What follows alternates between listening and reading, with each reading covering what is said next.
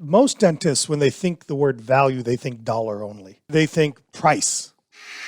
We've been misled to believe that dentistry, more specifically the dental business, has to be complicated. Dentistry can be simple, and dentistry should be simple. All right, everybody, welcome to our interview this week. And we're going to love our interview this week. We are with Sasha Der Avanessian. Did I say that right? You said that right. Not bad. He is the CEO and founder of Harvest Dental. And here's what I'll say about Harvest Dental. For those of you in the CAD/CAM world, I promise you, you have used or placed Harvest Dental products on your patients. You may not have heard their brand because they make phenomenal products that are mainly in the lab business. But they make phenomenal products, and he was voted one of the most influential people in dental technology. And as a technology person myself, I do want to say that's mainly in the lab side of dental tech. The original dental technology was the lab business. Sasha, how are you doing? I'm doing well. Thank you so much. Thanks for coming in. Well, by the way, we're live in our studio. What do you think of my studio? I want it. Yeah, it's easy, man. It's a few $1,000 you can have it. A few $1,000 to build it. The technology is a different story, but yeah. No, it's awesome. So before we get in, we're going to talk today about brand building, customer experience, and how that ultimately leads to patient loyalty, which is a share. Ultimately, I like your words on this, which is the share of the patient's wallet, ultimately, right? And getting them to refer and all of those things. But before we get into those things that apply to the dentist and the dental practice, give us a brief story on Harvest Dental. Where did Harvest Dental come from? What is it about? All of those. Just give us a high-level overview of that. Sure. Well, I mean, my father was a dental lab owner. Okay. I was born in 74. He started in 73. So essentially, I was born in the dental lab. It was my favorite place to be growing up. When my friends went to the park, I wanted to go to the lab with Dad. And so I was fully immersed. And, you know, as a kid, my dad told us that he was a smile maker. And so that to me was important. And so I would tell my friends that my dad was a smile maker. And so I was kind of immersed in that truth. And at 14 years old, you know, I was addicted to two things. And I collected them, baseball cards and dental trade journals. Yeah, So, I love baseball cards at that age too. Yeah. And so I would steal them home, these big tabloids. I'd take them home, and my room was just full of them. And I would just flip through them. I didn't know, really what I was looking at, but I developed a relationship with the brands of the day. And so my dream was to always, kind of live in this community. And I knew that it was going to be on the product side. Growing up, my dad sold a lab in 1990, but I had a lot of empathy for the dental lab and lab owners, and Dude, that was the heyday of labs. It was. I mean, my dad had a 30-man lab, really beautiful, kind of beautiful design. Here in the U.S. Yeah, in Glendale, it was called Premier Dental Ceramics. Custom benches. I mean, a very high end. It was beautiful, right? And so for me, the reference was always, I wanted to be the Mont Blanc of dental lab products. And the reason is because I wanted every product that I made to have a reason for being. And when you think about a Mont Blanc pen, versus a Papermate, both of them will write the same name. But there's something about that pen. And what is it? It's the story around it, the power of the story. It's the brand. The power of meaning, the power of impression.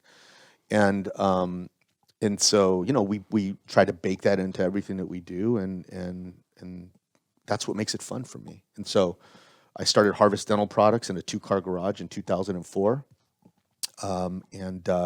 I was single at the time, and when I had outgrown the garage in year one, I moved into a small little office warehouse. I had met my who was going to be my wife at the time, and is my wife now. And I literally lived in the warehouse, took my showers at 24 Hour Fitness, and that's kind of where it started. Now we're in 70 countries around the world. That's amazing.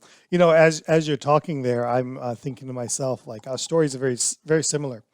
I don't know if I've ever told you this or how many of our listeners know. I grew up watching my dad make dentures. We didn't have custom benches. We had folding chairs because it was in our garage. And I remember there would be times where we couldn't use the sink because my dad was doing boil out in our kitchen sink. And then I read trade journals as well, but they were laundromat trade journals because we owned a laundromat as well. Okay. I used to pay for all my school activities in rolls of quarters. Yeah, it's but it's the, I don't want to get on a tangent, but it's the immigrant story. Okay, we want to be around our parents. We pick up indirectly. We pick up so much from them, but also goes to show that investing in yourself, which is what trade journals are, reading is. That's what even if you just look through the pictures, it just keeps solidifying things. If you don't read it, right? Even if you just kind of go through that motion of doing it, it builds you. It builds character. It keeps you engaged. It keeps you all of those things. So yeah, that's amazing, and I'm so glad for your success with Harvest Dental. It's you guys make phenomenal products. All your stuff is unbelievably good, and I love. I remember I was first introduced to Harvest Dental in terms of the products when you guys had this marketing campaign with all your individual ceramists, and they had like half their face was like not grayed out, but it was like this fancy, I call it super fancy, like photoing stuff, and they all had their individual product, right?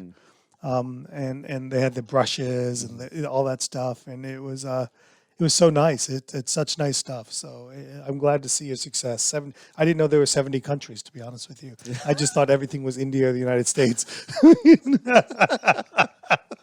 That's all I thought it was. So in our pre-show, we talked about we want to bring value to the dentist, right? Sure. I know you're in the lab business. Generally speaking, you're in the lab business. Obviously, some of your business is with dentists as well. And ultimately, if you're in the lab business, your ultimate customer is the dentist, and our ultimate customer is the patient. So we all serve the patients at the end of the day. But we want to talk about brand building. Sure. Talk to me about your thoughts. What are dentists? I have lots of thoughts on this, but how does brand building how does that go to dentists? I mean, what do dentists need to know about brand building? Yeah. Well, I think we'll take it one step further and say, what does the human being need to know about brand building? And it starts with, self-awareness. It starts with understanding why I'm attracted to certain people and to things, right? The power of impressioning is the most, it's the superpower of the universe, right? And I'll actually use you as an example. I met you about a year ago, right? About a year ago, but I feel like I've known you for 10 years, right? And part of that is because there has been an impressioning, right? And the most valuable part of that for me, right, the value that was impressed on me was your thought leadership. Understanding how you think, understanding why you do what you do. And it would come in waves, right? It's something where, I'm exposed to you at a trade show. I'm exposed to you. I'm in the seat, you're on the lecture stage. I'm in a conversation with 5 of my friends, and they talk about TBONE and how they learned this technique. And so, through all of these kind of repetitive impressions, right, micro impressions, I begin to form a macro understanding of who you are before I meet you. And then 3D dentists, right? And then, the social media, encounters, right? And then what happens there? Then next thing you know, I friend request you on LinkedIn. Right. You respond and accept. I then send a message to say, hey, thank you so much for responding. We then have lunch. I then see 3D dentists. I see the campus. And now it comes full circle. And now I've been branded. Why? Because everything that I heard about you has now been authenticated. Everything that I thought 3D dentist in the campus was, actually, my expectations were exceeded. And so I walk away and I choose to take that memory with me because I want to refer to it at a later time. All right, so I'm going to play devil's advocate. By the way, thank you so much. I mean, I'll send you a check for all those nice things you said about me. Let's just call that a case study. Okay, so, all right, so number one, I agree with you. Not about me part, but the brand part, okay? I agree with you. But the average dentist is going to look at this and say, dude, I'm just trying to make a little bit of money, make a life. Like, where's the monetization from that? Like, where is building my practice? Where is the money? Brand is a long game, right? It's generally speaking, there's some ways to make it a short game, but brand is a long game. So where do companies, dentists, labs, I mean, it's the same for labs at the end of the day, right? How do we get dentists and labs even to understand that developing your brand is ultimately, in my opinion, it's everything to building your business? And I use that all the time, brand over everything. At the end of the day, it's about value creation, right? It's about creating value. And value creating is a strategic decision, right? And branding, right? Branding somebody, impressioning on someone is about making a choice about who you're creating the value for, right? How will they recognize that value? And what ultimately will they be willing to trade for that value? Right? The reason why, people change, the reason why somebody would go to one dentist for something and go to another for something else is because they believe that value is being created for them. Right. Right? And now, sorry to interrupt. That's okay. What most dentists, when they think the word value, they think dollar only. They think price, right?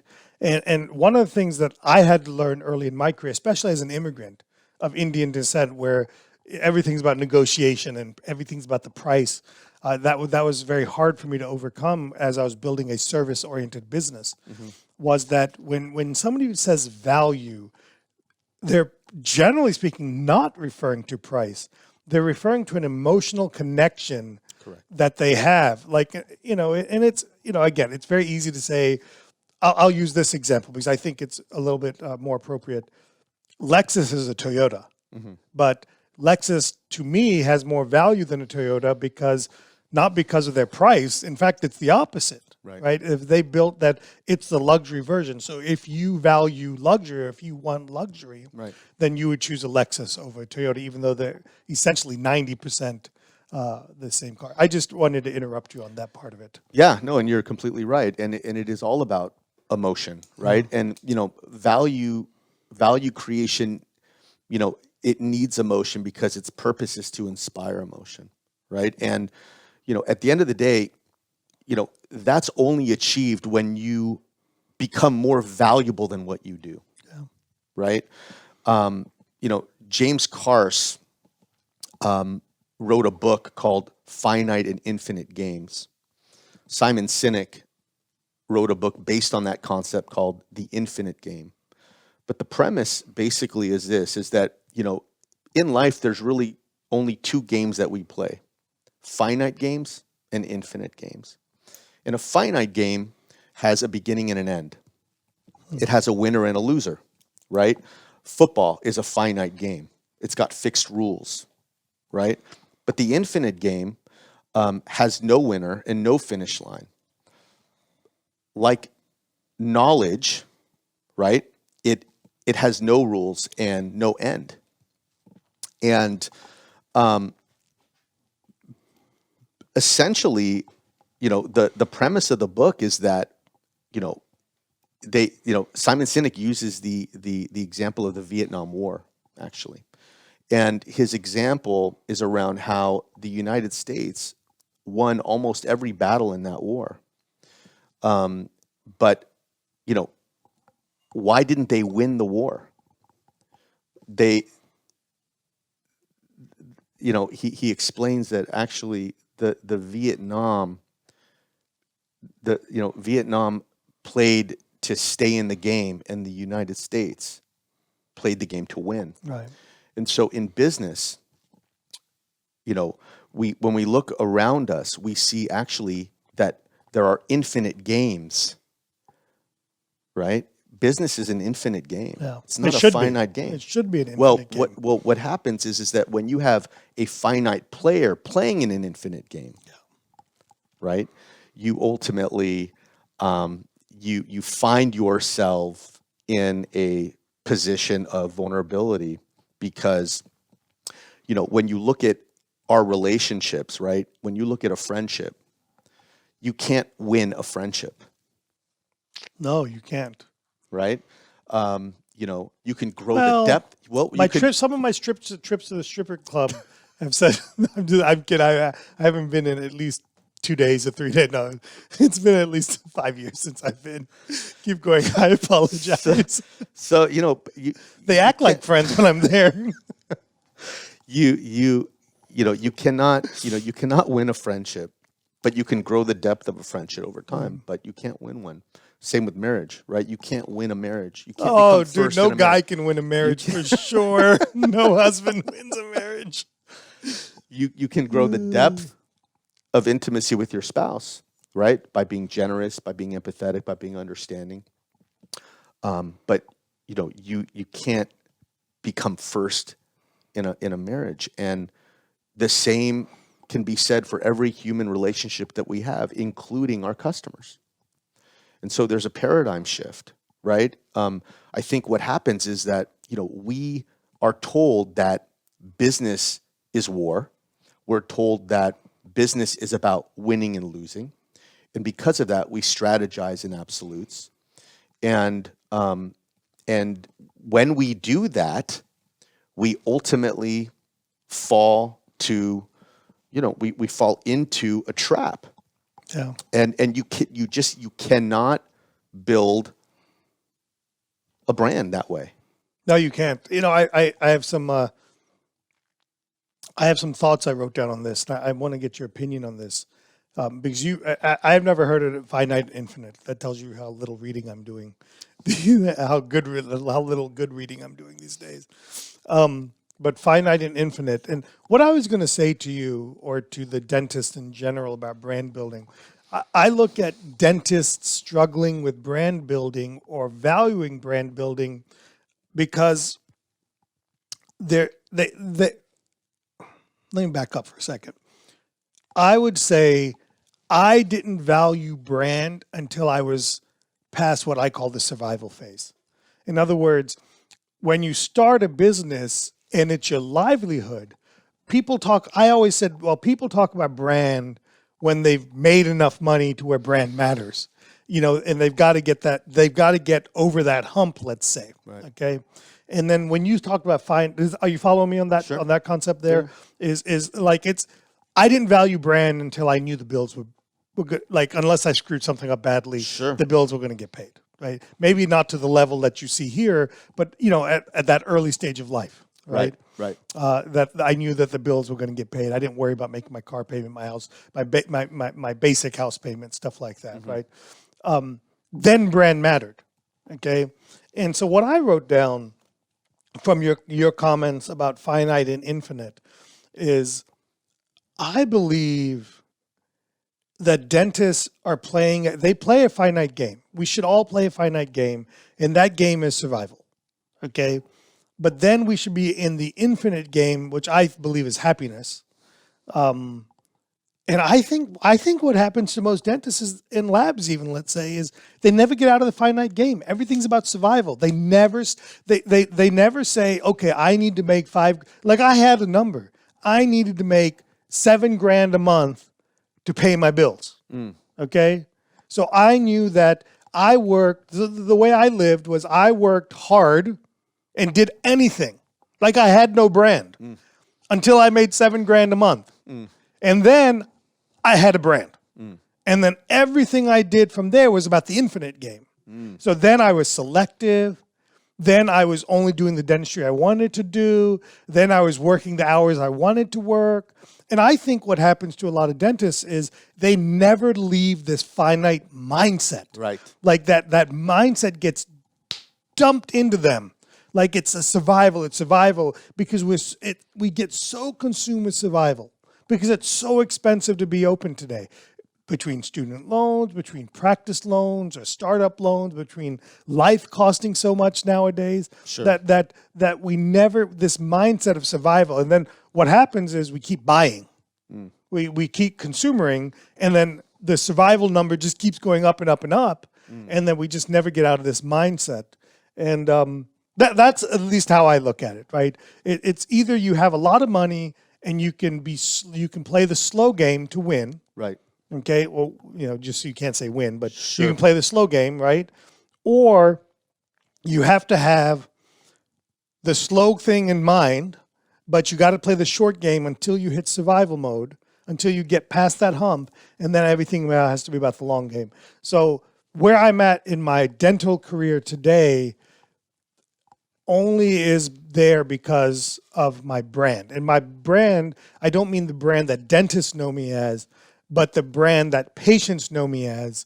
And that only came about because I was disciplined in focusing on the short term, the survival, and knowing that there was a bigger picture out there, and I would differentiate my practice that way. So some months, all I did was survive. Sure. And there was no long-term planning. And there's some months where, hey, I did a cosmetic case today, I'm done for the month. Now, literally everything from now on is just this. And so that's how I compartmentalized the game of brand building. So does that kind of make sense? Absolutely. And so my story is very similar. I mean, I was still in my little office warehouse. I was living in the warehouse, and this was like 2005. And, I had hit a plateau. And I was probably taking home, I was engaged to be married. I was getting married in 6 months, and I was probably taking home close to, $5,000 a month. Right. I knew that I, needed a little more than that, and I was stuck. And it was about 5 a.m. I was sitting at my desk, and it was probably, and any entrepreneur can probably attest to this. You go through maybe 2 or 3 very, very dark moments that you never forget. It's where you literally find yourself in a room with no windows, and you begin to doubt yourself to your core. And I had fallen into this kind of state of mind where I actually believed that I couldn't do it. And I started to doubt myself, and I was thinking, wow, Sasha, what did you do? You're getting married in 6 months, and you just don't know where to go from here. And so I had kind of realized that, I needed to I wanted to, take home an additional $2,000 or $3,000. And it was going to, when I did my calculation based on my average product price, it was going to come back to about, I needed like 300 new customers. And my heart sank. And so I fell into just a kind of I slipped into a little despair. And so I prayed, and as I was praying, because I had nowhere to look but up, I just grabbed this piece of paper out of my printer, and I wrote this question: if Harvest Dental was gone today, what would the market miss about me tomorrow? And that right there in that moment is when I made a choice that I was going to build a brand. And by building a brand, the strategy would shift. And that strategy would now become, would I be missed if I was gone?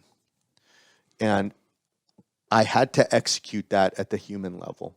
And so where somebody that maybe could be stuck in this finite mindset, the way that I broke out of it is that I decided that I was going to stop chasing the customers that I did not yet have.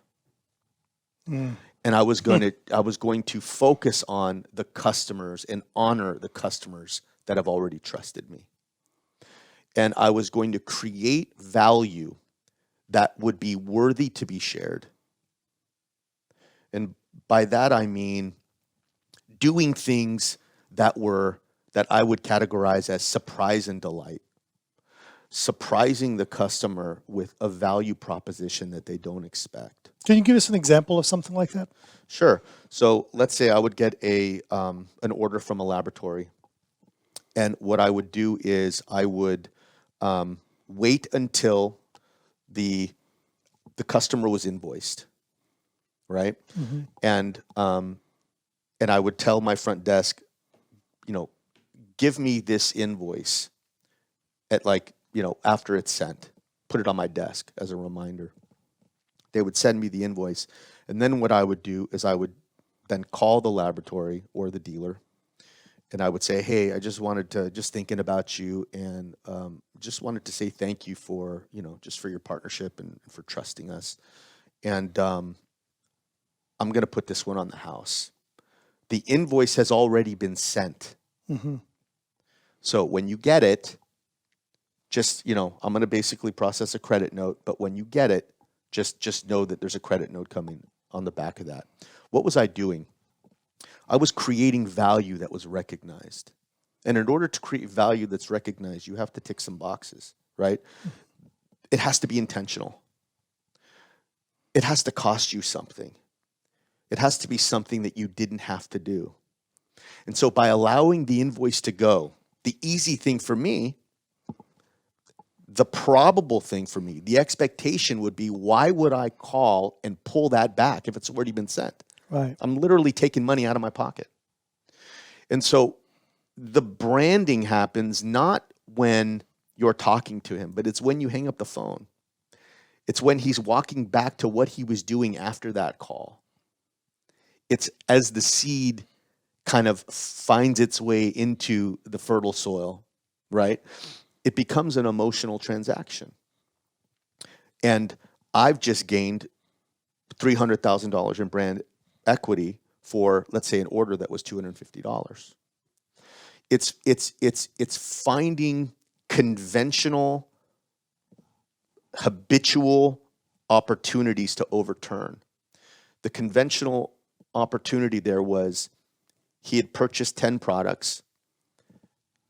He had received 10 products, and I had invoiced him for 10 products. I stopped what I was doing to call him, to tell him how grateful I was for him. You called directly. Correct. The owner of the company. Correct. Yeah. Right. And so what I'm doing is it's an outreach, right? And at the end of the day, positioning is really true positioning. True branding is rooted in empathy. Yeah. Right? So an example I just thought of, okay? So like what I try to do is take what you talked about. Because I don't know I don't know how many of you listening are like me. Like I'll hear examples from somebody else in another industry, and I initially say, "Well, that doesn't work in dentistry. Like dentistry is so as if our business is so different from other businesses, right?" And it's not. So I just came up with a version of that is dentists. Okay, so tell me if this would be equivalent. Sasha, you come to my office, I do a crown on you. Okay, I do nice work, blah, blah, blah, whatever. Yeah, I take MetLife, I do substandard work on you, maybe. I don't know. So I give you work, I do nice work, I'm proud of it, you say thank you, blah, blah, blah. You pay your portion, MetLife being the jerks they are, substitute any insurance company in there. They don't pay $30, $40 of it. I would let my team send you a statement. And then I would say, put the statement on my desk. And then I personally would pick up the phone and say, Sasha, I wanted you to know that you're going to be receiving a statement from the office for that crown I did. I want you to know that I value you as a patient for the last 10 years. And I know MetLife didn't honor their portion of it. I just want you to know I'm going to put a credit on the account so that you can ignore that invoice, that statement when you get it.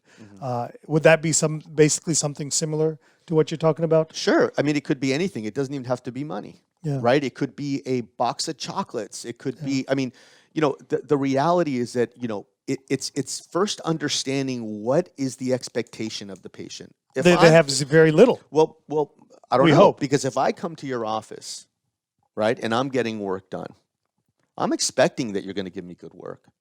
I'm expecting a good price. That's standard. Correct. Right. So the goal then in branding, right, in transitioning from a finite mindset into an infinite mindset is how do you exceed their expectation, the conventional transaction of a patient and a dentist. That's value, by the way. That's value. That's value. Value isn't the dollar amount. The value is what you just said there. How do you exceed the conventional expectation? Correct. And I'll argue it's easier than ever to exceed the conventional expectation in the sense of service, because Absolutely. service doesn't exist anymore. Correct. Right? The human-to-human contact or connection has essentially almost disappeared. It has. And that is the opportunity of a lifetime, right? And whenever industries commoditize, right, they do one thing. They drive a lower perception of value. You see, if I'm getting what I pay for, there is no value. Right? Where there's expectation, there's no value. Because value is a feeling. So in order to create value, essentially what you're doing is you're reverse engineering a feeling. What is it that you want your customer to feel? Hey team, these are the human attributes that we want to deploy when a patient comes into our practice. And you have to create and design a product that essentially is inspiration, that is rooted in a behavior that needs packaging and needs distribution, right? And so, look, there could be and the cool thing about value creation is there's no rules. You could have a full coffee bar in your practice. When somebody walks in, it's like it's a disruption. You're overturning a convention, their conventional expectation of what a dental office looks like. So if I had a whole box of Snickers, that probably goes against conventional expectations. What if I just had sugar packets for patients? You're probably gonna have to do a little better than that, right? But you get you get what I'm saying here. I mean, they're like ultimately, listen, value creation needs an obsession around status quo thinking. You have to be obsessed with understanding the box so you can think outside of it. And so what I do, what I train my team to do is to define conventional behavior. What does everybody do? When somebody answers the phone, do we all sound the same? Right? What if somebody calls me and we basically handle whatever it is we need to handle on the phone with the customer has a need, right? Nobody wants to get up and call someone to order a product. Nobody wants to do that. So that's the first thing we have to understand is, hey, you know what? How do we win? How do we win not in the sense of winning business, but how do we accomplish our mission and deliver on our promise?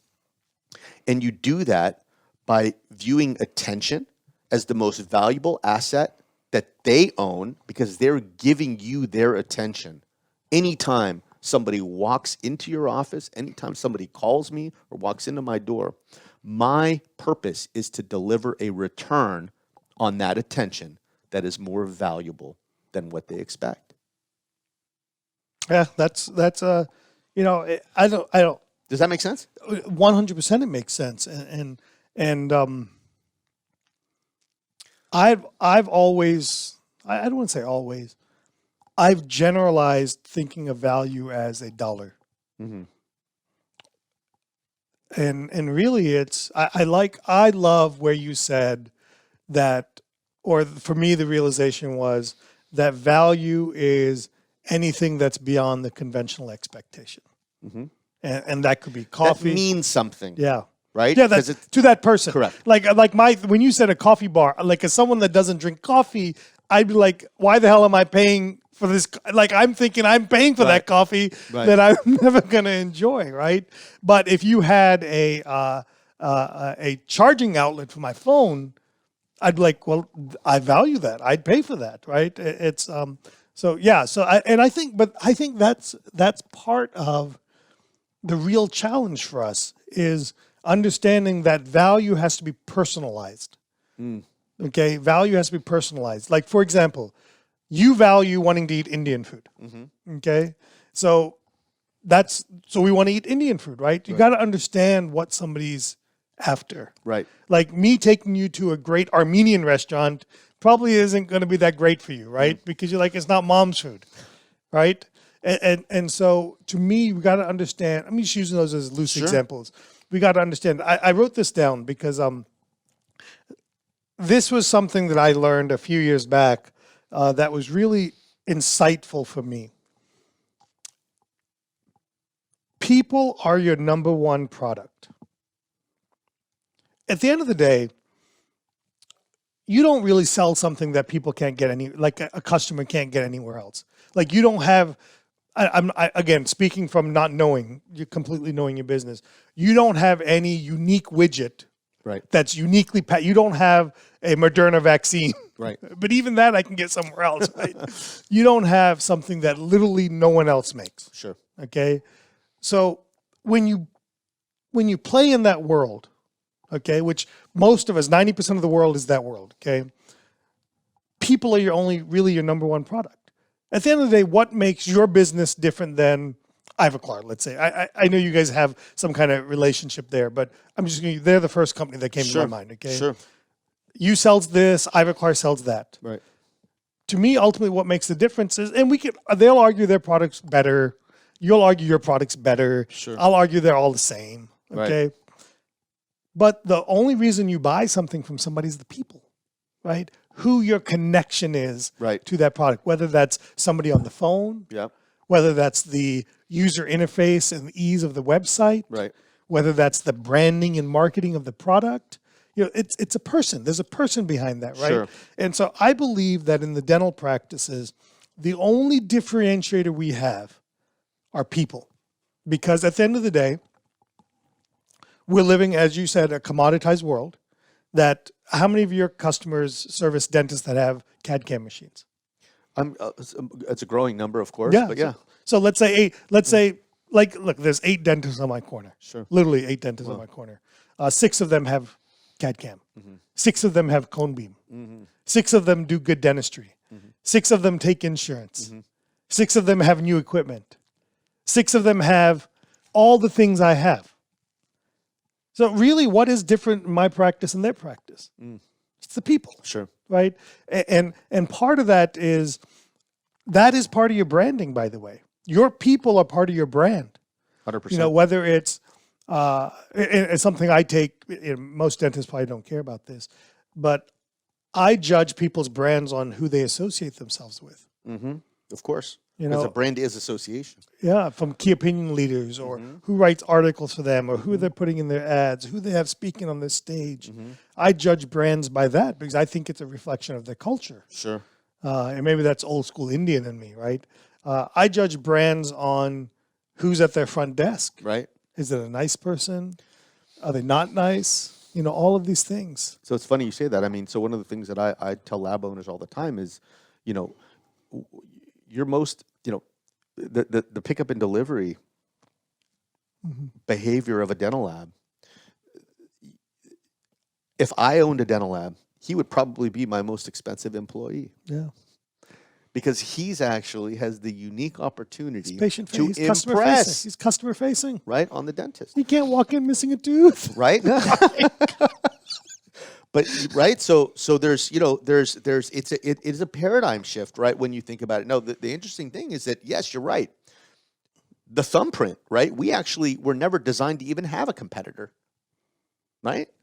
And when you think about it that way, it almost is very liberating in kind of being able to kind of visioneer towards innovative value creation. And when I say innovative value creation, I'm referring to behavioral innovation. right? Because yes, every person takes an order, but not every person is personalizing the order or personalizing the experience, right? And there's a very interesting statistic from McKinsey that says that 75% of the customers that we lose would actually deem themselves satisfied with our product, our price point, and our service. And so if that's the case, right, we Why are have to they ask the leaving? question, why do they leave? Oh. They're with us because we're good enough. They're with us because they don't have a reason to leave. But they leave us because we don't give them a reason to stay. And again, that reason has to be more valuable than what you do. It's not price. It's not price. It has nothing to do with price. Yeah. And the Apple proves that, by the way. well, and And Starbucks. and so the way that you prove that, right, is when you become as unique as your thumbprint, you then become what the customer actually really wants. And what everybody wants is they want to experience something that is rare. The things that are valuable to us are only valuable to us because they are scarce. And so when you engage in a relationship that is scarce, i.e., the people you choose to hang out with, right? You are impacted by those people because they are rare, right? When you go to DS World, you talk to, I don't know, probably 3,000 people, but maybe only a handful of them leave an impression, right? Right.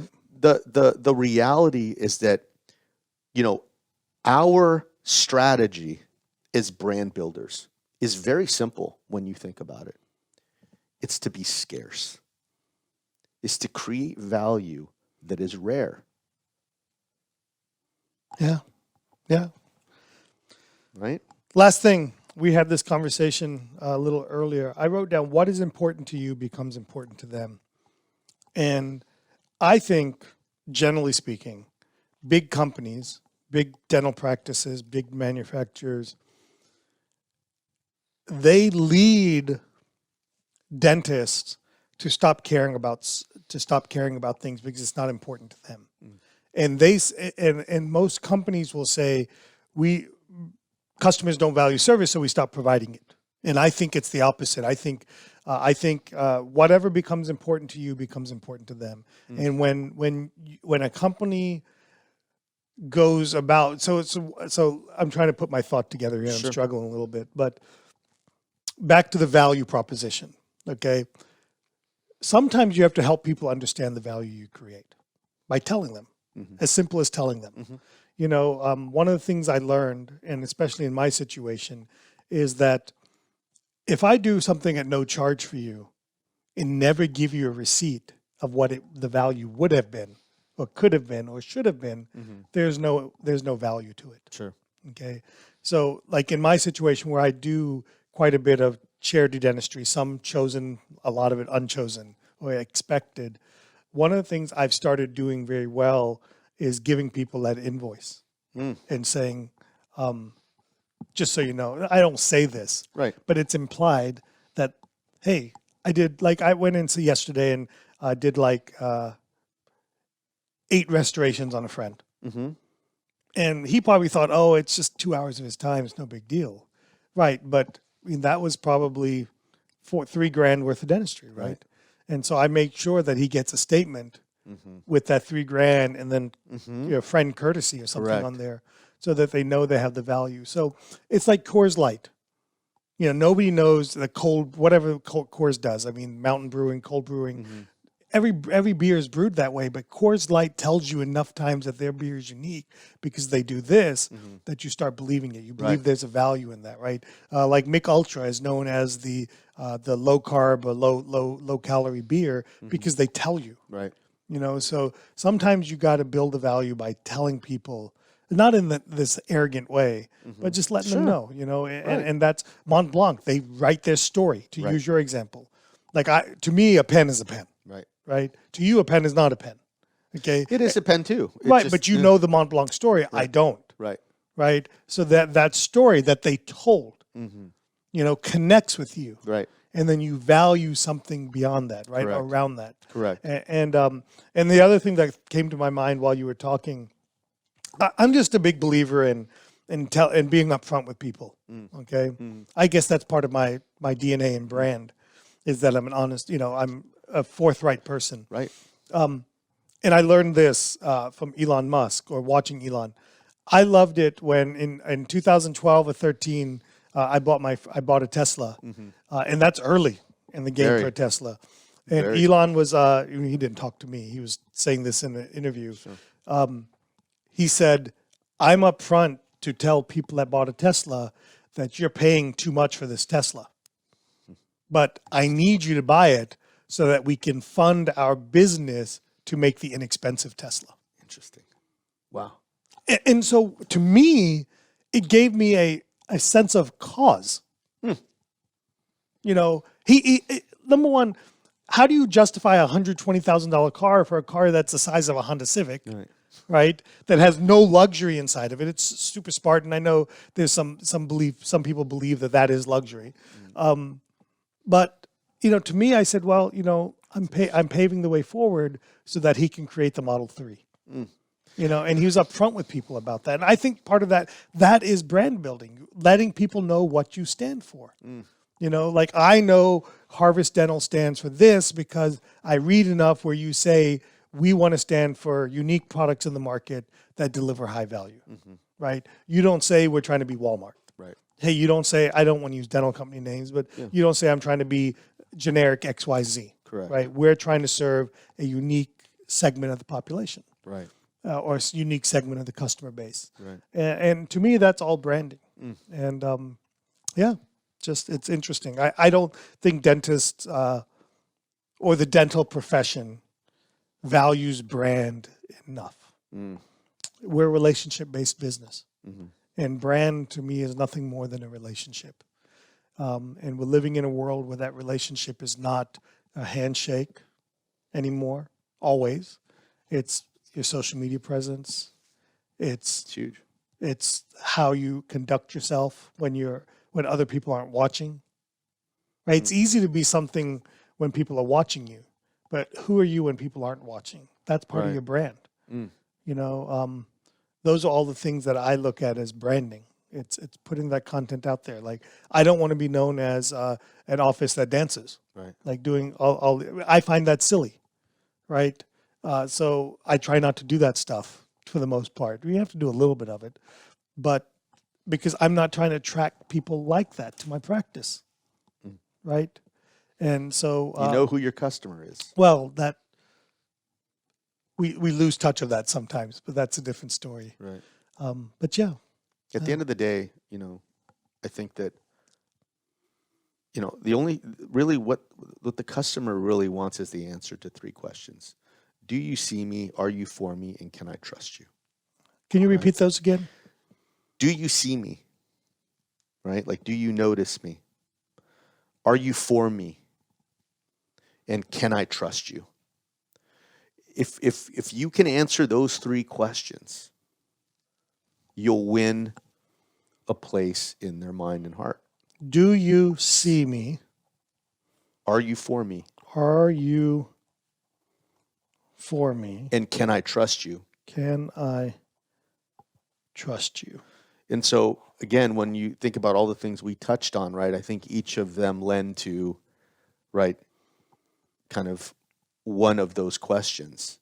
And, when I call the distributor and tell him that actually, hey, you ordered 10, but I'm going to give you an additional 2 after the invoice has gone out. Yeah. Maybe in your instance where, you want to give something away to a patient, bill them. Right. Let them take the bill home.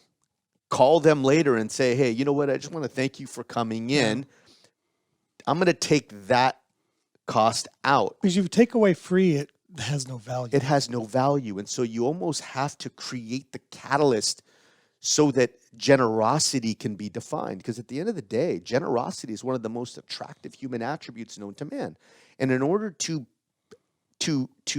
be recognized as generous, there needs to be a backdrop that you are almost rebelling against, right? You're rebelling against the convention that I've billed you for this and you're going to pay me for it. You're literally, it's costing you not just time and money to take it back, but the more powerful action, intention. Yeah, it's a great conversation, Sasha. I mean, do you have any other thoughts? Anything you want to go over? Or I think we just gave people tremendous amounts of stuff to think about. There's some actionable items there. I love do you see me? Are you for me? And can I trust you? Yeah, I think just the last thing I'll say is, at the end of the day, your greatest value that you can provide to a customer that you do not yet have is the transference of trust from the customer that you do. Yeah. And we call that word of mouth. Or the referral. Right? Yeah. And so if you can create value that is worthy to be shared, if you can use that as kind of the rule, hey guys, how can we create value for our patients that could be worthy to be shared to somebody that they love? We're doing a good job. In the lab business, I see that daily. I see work on the social media that people are putting out there that's worthy to be shared. Yeah, and that's what we want our patients to do too, right? We want our patients to go out and share their new smile with everybody. Absolutely. And my argument to it in a step forward on what you're saying is start building that expectation that it's normal to share. Right. By telling people, I'd love it if you, it's to me, it's simple. Sure. It's telling somebody, hey, Sasha, I know you're going to love you. I thank you for telling me you love your smile. Nothing would mean more to me than if you would share your smile on social media. Sure. And even further, an experience, a human experience. Yeah. Hey, I was at my dentist and they did this. Yeah. Right. That is really a transference of trust, because what you're doing is you're literally, it must have moved somebody. The behavioral innovation, right? That to me is incredibly powerful. It is the most powerful thing. Somebody comes in ready. Yeah. Ready. It's your job just not to screw it up, essentially, at that point. That's right. Just don't F it up, right? That's right. Sasha, thank you so much for stopping in the studio and talking to us. I look forward to going to have some nice Indian food together. Likewise. It was a pleasure. Let's see. We'll see what happens with it. Okay. Everybody, thank you for tuning in. We'll see you again next week. And everybody have a great day.